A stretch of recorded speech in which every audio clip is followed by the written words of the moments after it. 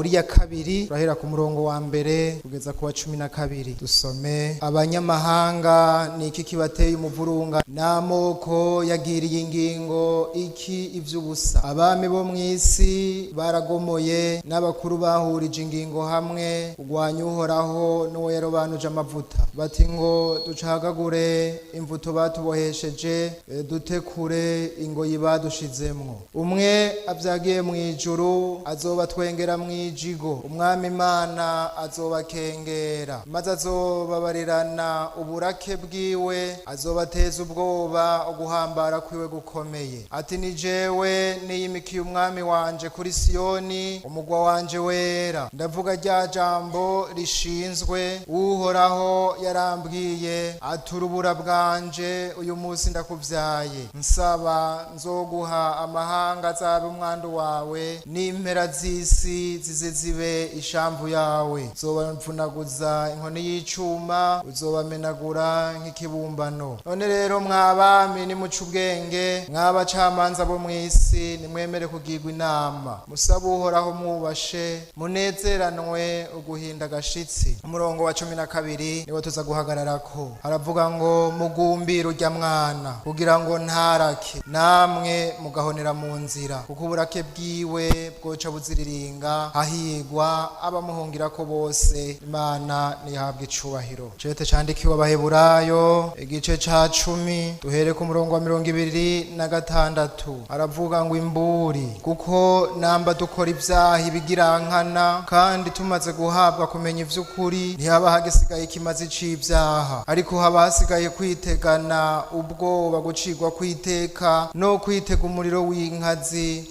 uzorigata abansi b'Imana. Ukengereye ivyagezwe vya Mose, ivyabona 2 canke 3 biramwicisha atakagongwe, mugira ngo umuntu ntazoba akwiye guhanwa ibirushirije cane, asiribanze umwana w'Imana, akiyumvira amaraso y'isezerano yamwejeje ko ari igihumane, agacokora mpwemu w'ubuntu. Kuko tuzi uwavuze atuguhora n'ukwanje, ni jewe nzobasubiriza mu nkoko, kandi atuhoraho azocira urubanza abantu biwe. Erega birateye ubwoba gukorokera mu maboko y'Imana nzima. Yoweri igice ca 2 duhere ku murongo wa 12. Urupapuro 987 duhereho. Aravuga ngo enda naho bigeziyo, ni kuhoraho agize, nimungarukeko n'imitima yanyu yose, mwisonzesha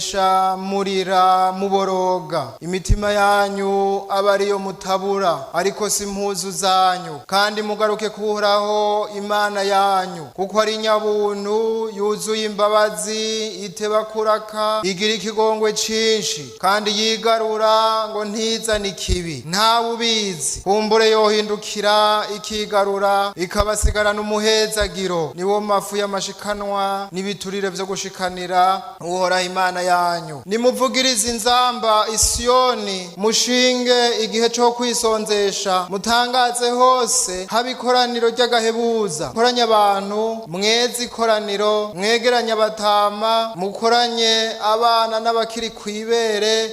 Umukwe nasohoke mu nzu yiwe, umukwe nasohoke mu nzu yiwe, n'umugeni nave mu nkinga. Abaherezi aribo basuka Uhoraho, nibaririre hagati y'ikirimba c'inyubakwa n'igicaniro, bavuge bati hangaza abantu bawe, ewe Uhoraho, ntutange ishamvu yawe ngo ibagatukisha, canke amahanga ngo ayiganze.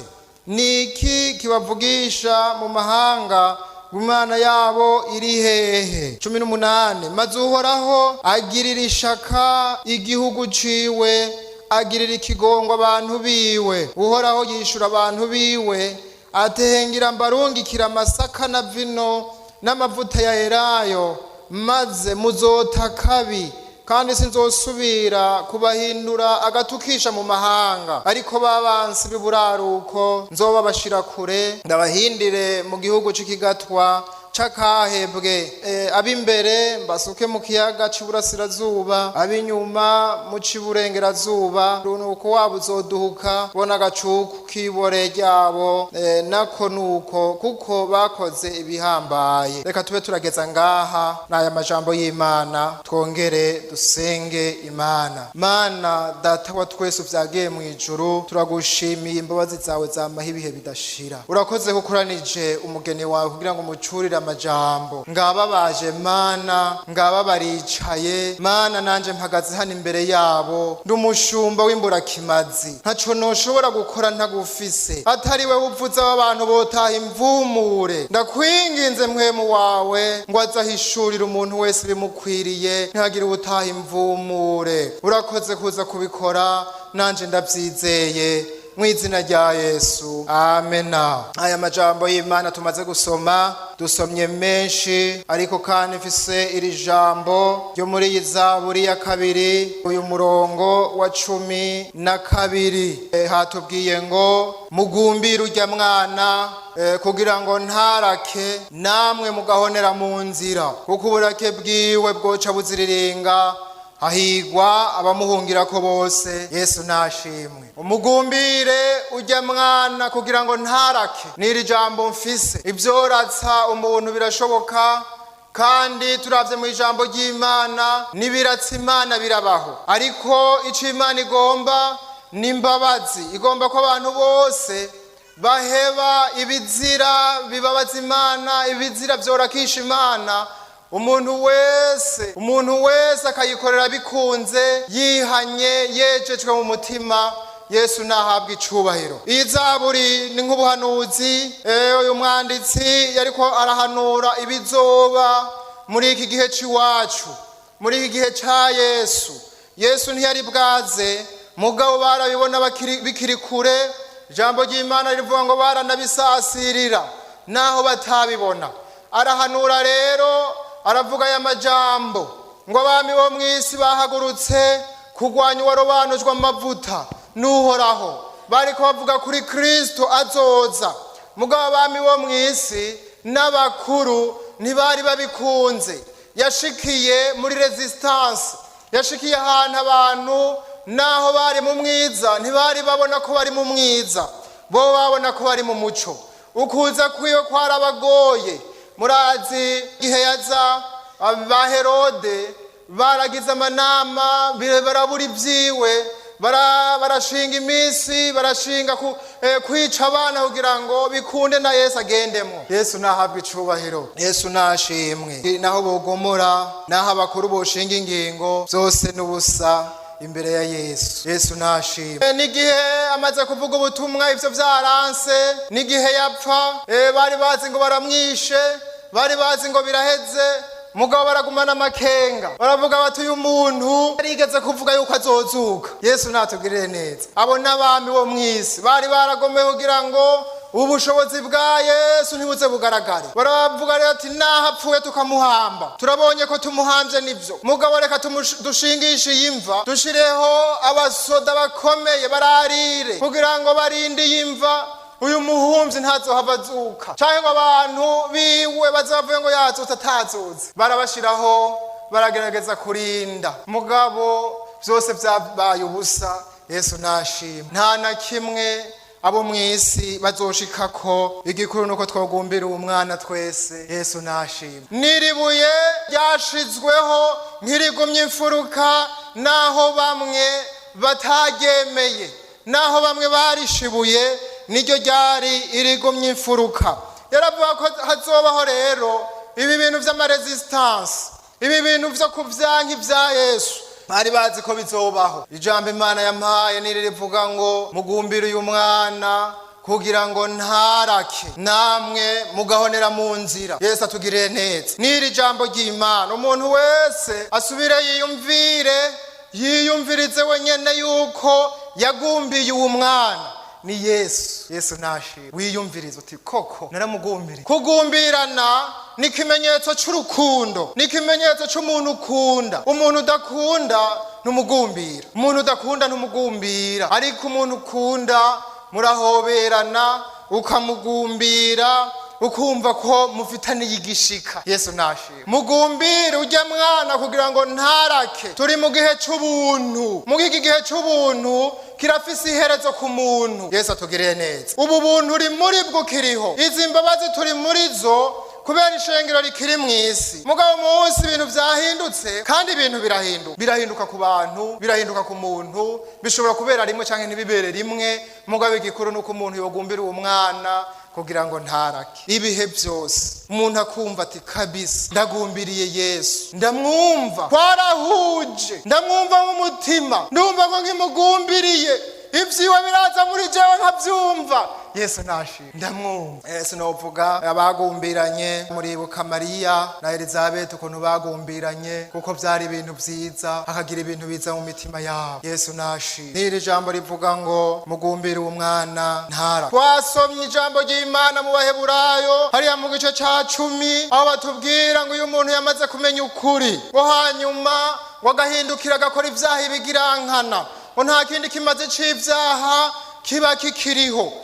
Kwiye kurindirana ubwoba igihe c'amateka, abarindiye gucirwa kw'iteka arindiye umuriro. Ariko Imana itugirire neza. Uyu munsi ijambo ry'Imana mugumbire uwo mwana ntarake, ntimuzoja aho hantu. Yesu nashimwe. Uyu muntu w'Imana amaze kumenya ukuri maze ngo agahindukira agasubira gukora ivyaha ibigirankana, nta kindi kimaze c'ivyaha kiba kikiriho. Yesu atugirire neza. Mbega umuntu ngo yokwisigura gute uko guhonyanga amaraso ya Yesu? Umuntu yaracunguwe akavyanka, hari ubundi buntu bwoba bugisigaye. Imana itugirire neza. Hari ivyaha biratsa Imana, hari ivyaha bitera intuntu Imana.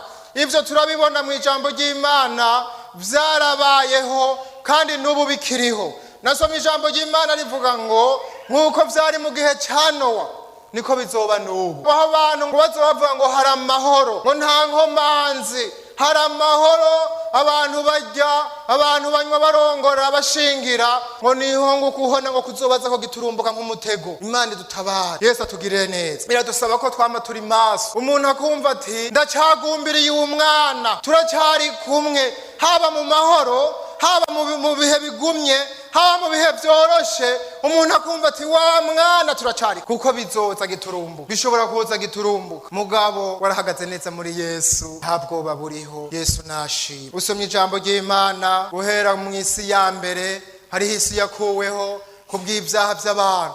Imana irababara iyo abantu bariko barakora ivyaha ibigirankana, iyo abantu bariko barahanurwa bakanka kumva.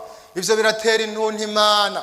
Mwitangurira igice ca 6 uhasomye kuva ku murongo wa mbere turahabona ukuntu vyagenze igihe ca Nowa. Murashobora kuhashira amaso naho tutahasoma, haroroshe cyane n'igitabo gitangura. Itanguriro igice ca 6 guhera ku murongo wa mbere turahabona uko ingeso z'abantu zononekaye mw'isi. Imana yari yararemye abantu nk'uko yaturemye, Imana yari yarabakunze nk'uko yadukunze. Mugabo uko umwanya wagenda au fur et à mesure, uko umwanya wagiye uragenda ibintu bigenda birabahindukamwo.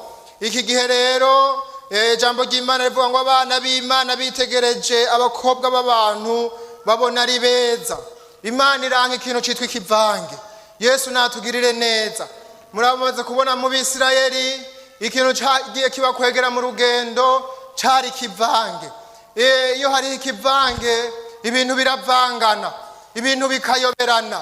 Imana idutabare. Turiko turashika mu gihe kivanze, turiko turashika mu gihe ibintu vyose biboneka umenga vyitwa gakiza. Ibintu biriko biraba vyinshi, ibintu vy'amasengero biriko biraba vyinshi, abantu bose bavuga Yesu. Mugabo Imana itugirire neza, Imana idutabare. Aha cari igihe abantu bari baramaze kumenyera Imana, abantu bari baramaze kwimenyera ngo abana b'Imana bagomwa abakobwa b'abantu.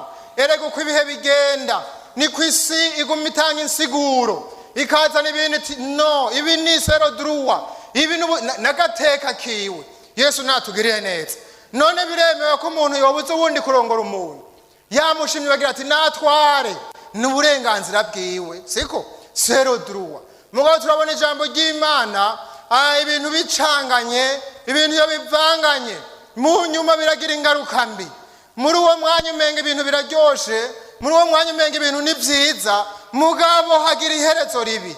Imana idutabara. Abantu rero bamaze kubagomwa, ego barabajana birakunda, mugabo barasubira ngo no kuvyara baravyara, mugabo bavyara abantu nk'abantu bita ibigatanya. Yesu nadutabara. Aba bantu b'ibigatanya andi bavuga ngo ibiganda, abantu badakonywa. Yesu nadutabara. Abantu batabwira ivy'agakiza ngo bumve, abantu bahitamwo ivyaha bagomvye kandi bakabikora ku mugaragaro, cyo bita generation perverse. Yesu nadutabara. Aho kwigihe kigenda kiza niko havuka n'urunganwe rutazomenya ivya Yosefu, rutazomenya ivya agakiza iyo vyavuye. Abantu bemeye gukora ivyaha kandi bakabona ko bigororotse. Yesu nadutabara. Wakiriye agakiza arakagumya, mugumbira urya mwana kugira ngo ntarake. Abantu barakora ivyaha by'uburyo butandukanye, mugabo harimo ivyaha by'ubusambanyi biraba byinshi. Hanyuma ngo Imana iri mu ijuru irakenguza ikaraba, biraraba ibi biriko biraba mu isi, ngo yumva intuntu, yumva irababaye. Umurongo wa 6 havuga ngo Uhoraho yicuza ico yaremeye abantu mu isi, bimutera intuntu mu mutima. Imana idutabare.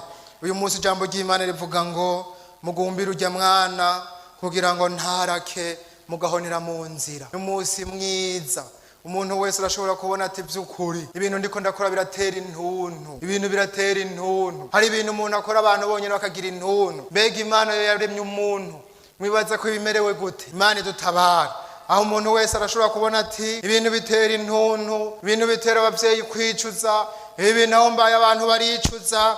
Ibyo bintu Imana ikugirire neza, uyu munsi utahe wihanye. Imana ishimwe. Naho ibintu byari bimeze gutyo, ijambo ry'Imana riratwereka umuntu yitwa Nowa, ngo ari ku Nowa we guhora haramushima. Yesu nawe abantu b'Imana bariho kandi bazokwamaho kugeza Yesu agarutse. Yesu nashira. Iyi si zogerageza kugwanya abantu b'Imana kugeza kwiherezo.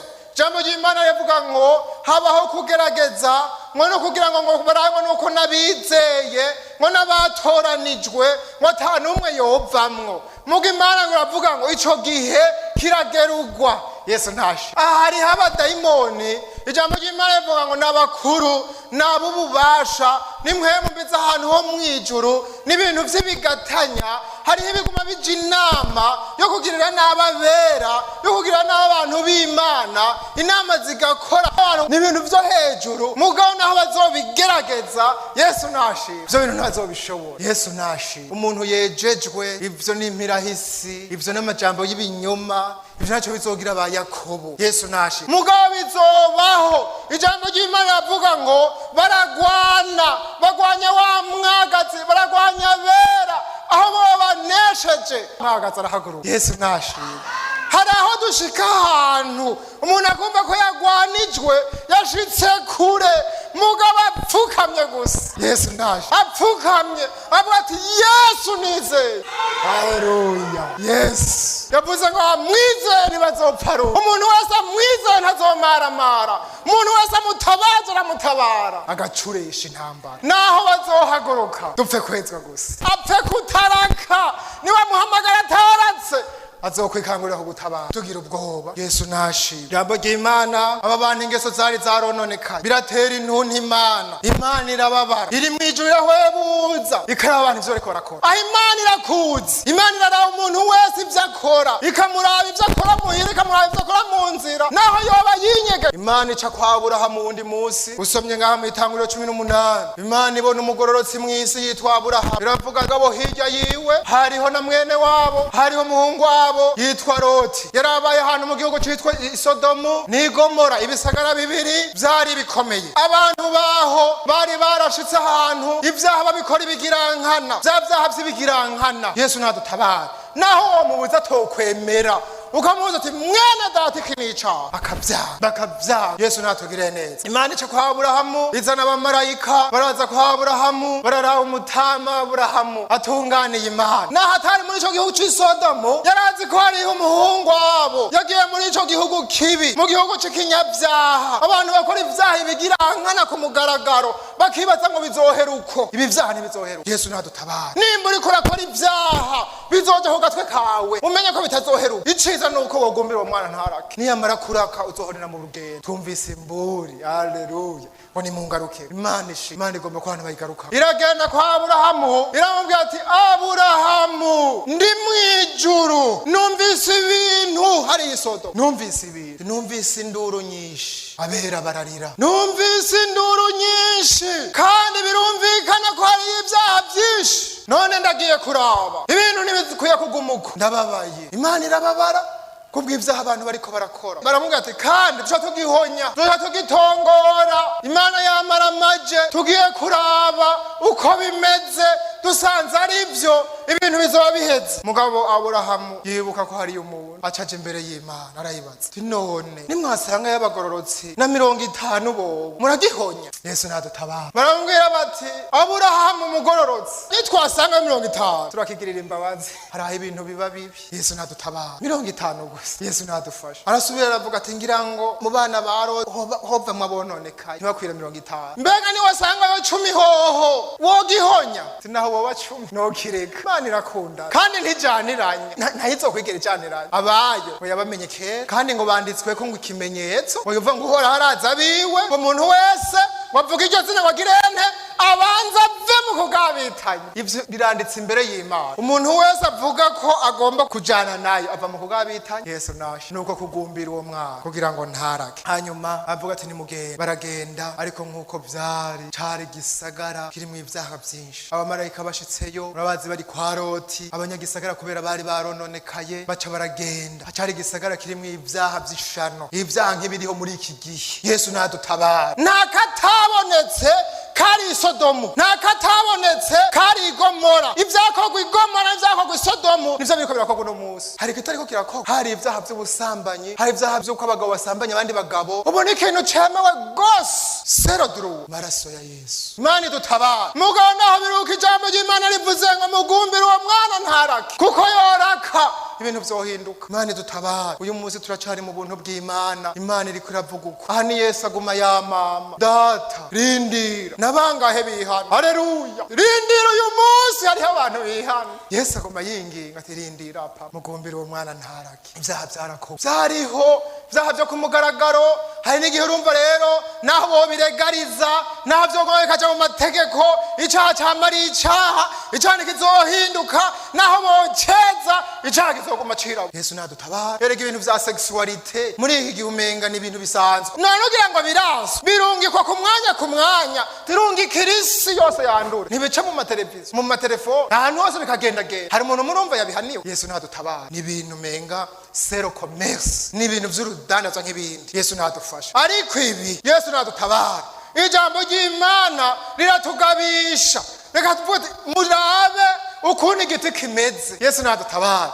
Umuntu ashobora kubona ati ibi bintu ni bimwe vyaratsimana. Kundwa ba Yesu, umuntu yihane ibi vyaha biratsimana. Arabafashe ibyaha by'ibikinisho, umuntu akabikora akongera akabikora akongera akabikora, ukamenga nibisanzwe. Mwene data, gumbira uyu mwana ntarake, ntuhonere muri iyi nzira, ntuhonere mu bugaragu, kuko dufise ico twiteze. Yesu nashi ntagira umuntu yo kwifata nk'aba bandi bose. Nibyukura bandura ntibazobura. Mugabo Imana irababazwa n'abantu b'Imana iyo bivanze. Umuntu amaze kwitwa umuntu w'Imana akaza katura ko azokorera Yesu ugeza kuyihereza, uyo muntu Imana irababara ikagira intuntu iyo asubiye kwivurunga mu vyaha. Uyo muntu Imana imuravye, umwana wawe uwanyize ni wagize. Yesu adutabara. Yopfa mubibona umuntu atigeze abimenya, umuntu atigeze avyemera, akiriyo nta kibazo. Yesu nadutabara. Muga mwibuka Abisirayeli, Imana imaze kubabwira ngo uri umwana wanje, ikamubwira uri umwana wanje. Yesu nashimye. Igihe cyose bemeye izindi Imana, igihe cyose bayibangikanije, nta gihe na kimwe bigeze borohewe. Yesu nadutabara. Nta gihe na kimwe bagiye babona amahoro. Imana yarababara, Imana igatuntura. Ashobora gusoma hariya mu guharura 25, bashobora kubona igihe abana b'Imana bivanga n'abayariye Peyori, igihe bivanga bakisuka mu vyaha, ivyaha vy'ubusambanyi, ivyaha vyo gusenga ibigirwamana. Imana irababara cyane, naho tutokurirwa turajayo, ariko Imana yarababaye. Imana iravuga ngo ibi bintu birarenze urugero. Ijambo ry'Imana ya Mukuva 20 umurongo wa mbere havuga ngo ni jewe Uhoraho Imana yawe negutukuye mu gihugu c'ubuja, muri Egiputa mu gihugu c'ubuja, ntihakagira iyindi mana umbangikanye. Imana irakunda kutayibangikanywa. Imana iragomba ko icubahiro cayo kibi cayo yonyene. Yesu nashi nimba warakijijwe iragomba kuguma kuri yo yonyene, iragomba kuguma ku murongo wayo yonyene. Mugabo umuntu atavangiranya, umuntu wavuga ati jewe ndi uw'Imana kandi ngo yongera azane n'ibyaha, wa mwana aratse. Yesu ntadutabara. Bene data, Imana itugirire neza. Hari ibyaha ijambo ry'Imana rivuga ngo nivyo bizanira uburake abantu b'intabarigwa. Imana idutabara ntihagire umuntu yoja mu bantu b'intabarigwa ngo kari haleluya avuga ngo te data nacumuye kuri wewe, cumura no kuyo mwijuru, ntibimbereye kwitwa umwana wawe, ehe ndagarutse none nungirira imbabazi. Haleluya. Ijambo riva mwijuru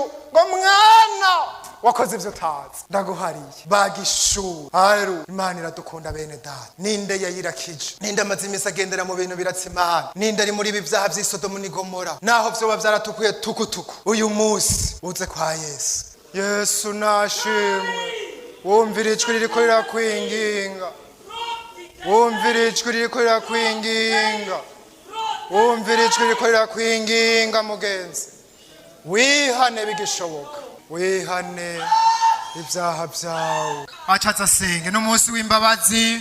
Umuntu wese n'ukiri kure n'umwanya wiwe ntihagire wibaza ko akerewe, yegera abakozi b'Imana. By'ukuri ijambo ryavuzwe kandi nta bindi. Umuntu wese nace bugufi umutima wiwe yiyereka Imana. Dusabe mwarimu asabira imbabazi aba bantu, ibisigaye Yesu abahezagira. Turaguhimbaje mwami nyenisi n'ijuru, turagushimiye ko ari wewe wigarukana ko imitima y'abantu bawe. Turagushimiye kuri rino jambo mwami ucuriye ishengero. Niwe wavuze ngo nimunkoraniriza abantu ndabacura amajambo nabo bige kunyubaha. Urakoze aba bantu mwami wigishije kukubaha, bagombye kugumbira Yesu gukundana nawe, kuko gukundana n'Imana no kwitondera ibyagezwe byawe.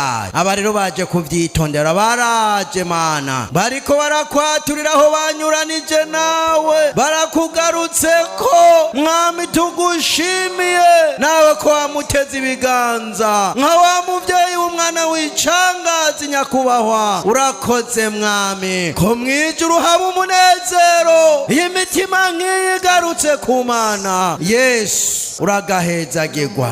Aba rero ko baje urakoze Mana. Twumvise ngo icaha ntigihona, icaha ntigitavalo, niko twumvise. Igihonye icaha, iki kibuza valeur, iki kibuza ubushobozi, iki gikuraho n'imbabazi n'amaraso ya Yesu. Bagirira ikigongwe tumva noho vyotukura tukutuku, ari vyaha abantu babona ati umuntu yakoze ibi nakaheba. Amaraso yawe Yesu aravyeza byose bikavaho. Harimwo abari bameze nk'abiki gihe cy'i Sodomu n'i Gomora bakoze ibyaha by'ubuyobe. Warungitse umwana wawe kuza kurondera abanyabyaha, ntiwamurungitse kurondera abakomeye, wamurungitse kurondera abagwaye. Yesu nico cakuzanye, kurondera abagwaye, kurondera abanyabyaha ngo bihane. None mwami baraje, turabasengeye mwami, suka imbabazi zawe Mana, suka imbabazi ku muntu wese ariko arakwaturira bya byaha yagendeyemwo bikuratsa. Turakwinginze usuka imbabazi ku igihe c'imbabazi kikiriho. Maraso yawe mwami Yesu naboze abatunganye kuri gito na kinini, kuko